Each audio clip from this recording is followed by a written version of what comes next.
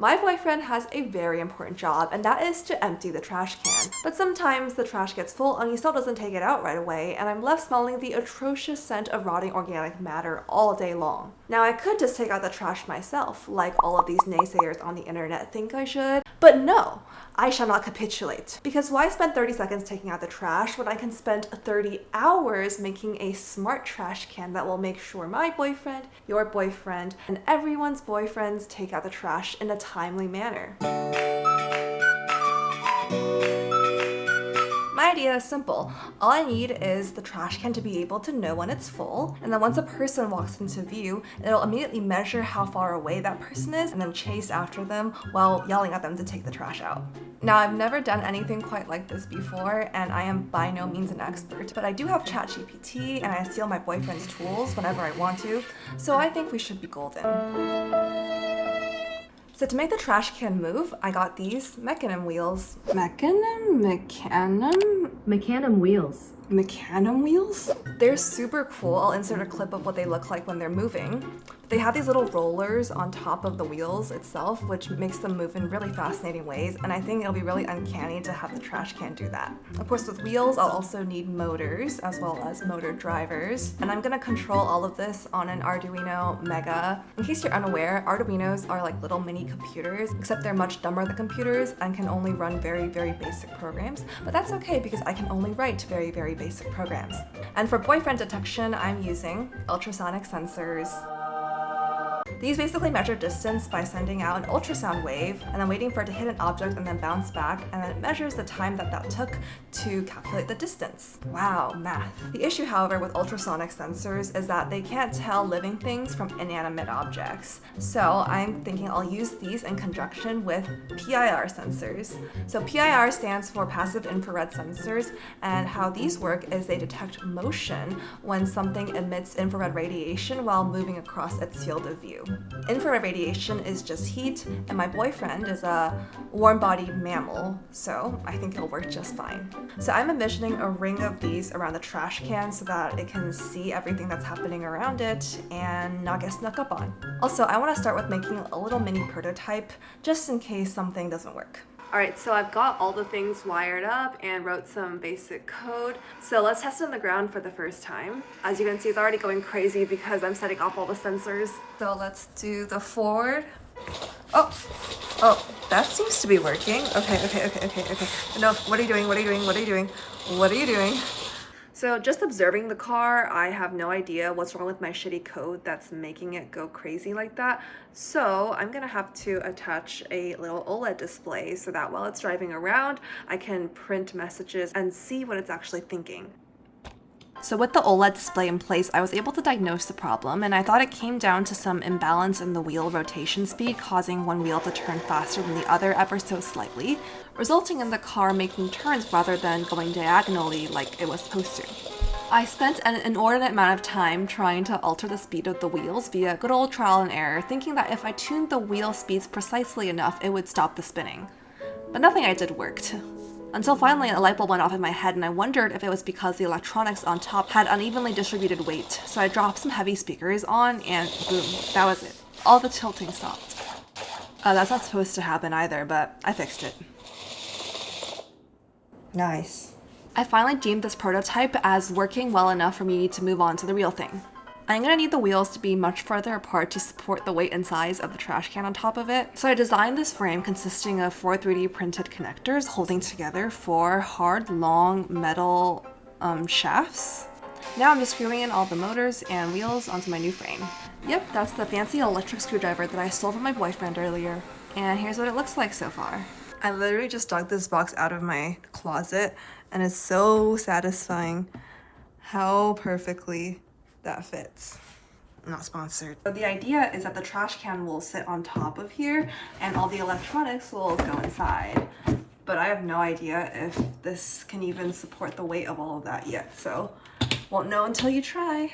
And now it was time to reconnect all the motor wires that I had disconnected from the prototype. I even went through the great lengths of drawing a diagram of where all the wires should go, so this should be easy and error-free, right? So I tested it with sensors on only 2 of the sides. This is the first test in the new body. And all the wheels were turning in the wrong direction. Oh What did I make my diagram for? So back to the code I went. I also figured the best way to mount the sensors onto my box was to just cut holes for them, but my arts and crafts skills could use some work. And also the thing with working with vehicles on your desk is that sometimes they develop a mind of their own. No, stop. I also realized that this new version did not have any of the spinning issues I had when testing my prototype, even without properly distributing the weight of the electronics on top. I think this is a combination of two reasons. One, the wheels being further apart so that small differences in wheel speed aren't as amplified as when the wheels are closer together. And two, this vehicle is so much heavier now with the metal frame. Small imbalances in the weight of the electronics on top also don't make as big of a difference. That is all to say, the one thing that I spent forever debugging on my prototype version did not really matter at all. So we've got sensors on all the sides now, and some anime stickers, which means it's time for another test. Oh! Left side looks good. Huh. I might have broken something. It's not moving anymore. You can hear the motors attempting to work, but it's not moving. And it looks like this wheel stopped working too. It was just a loose wire. After that little delay, I moved on and added a DF player mini module as well as speakers, so my trash can can play pre-recorded messages. I still think it's a little slow, so I'm gonna make the wheels go faster. It's on. Man, I just love living in filth. I see you walking by like you notice this. No. Oh my gosh. I guess I'll just sit here overflowing like a I broken think this is it. And for the last step, I still haven't thought about how I'm gonna actually put the trash can on the car. Maybe tape. This is very sturdy indeed. I just want to see if it'll even move with the trash can on it. Man, I That's so funny. I lied, I'm still not done yet. I still had to put the IR sensor on the trash can so that it can tell when the trash gets full. Now, I don't want to bore you guys with a lecture, so I definitely glossed over a lot in this video. But if you do want to learn cool science and engineering topics without falling asleep, I strongly recommend Brilliant, and they are the sponsor of today's video. Brilliant has put together thousands of interactive lessons in technical subjects like math, science, and programming. And it's for everyone, whether you're a student, working professional, or just a weirdo who likes to make talking trash can robots. Instead of just blindly following online tutorials on how to build circuits, like I did when I first got started, it's so important to start with a solid understanding of why things work. So for instance, the circuits lessons on Brilliant are so great for building your intuition.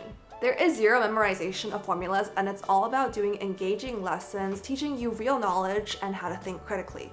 So instead of mindlessly scrolling your phone, pull up Brilliant. It's so easy to integrate it as part of your everyday routine, and your brain will thank you. You can try everything Brilliant has to offer for free for a full 30 days, and if you love it, you can also get 20% off an annual premium subscription. Just visit brilliant.org/circuitcindy or scan the QR code on screen. Thank you to Brilliant for sponsoring this video and for making learning actually fun.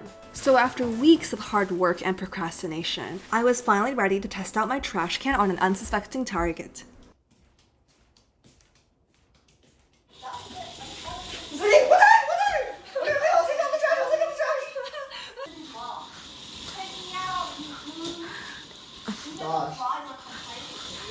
Ah, it's too fast.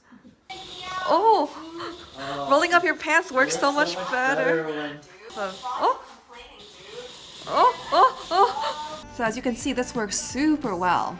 No, I'm just kidding. There are definitely some wrinkles that can be ironed out, like how it keeps on triggering off of reflected IR radiation from mirrored surfaces like our oven, or when it sometimes doesn't stop even though you've stopped moving. Maybe I'll fix it in a future iteration of the trash can. But anyway, I hope you enjoyed watching that as much as I enjoyed making it, although I might have gained a few gray hairs. Finally, I thought this video wouldn't be complete without coding a little dancey dance for my trash can.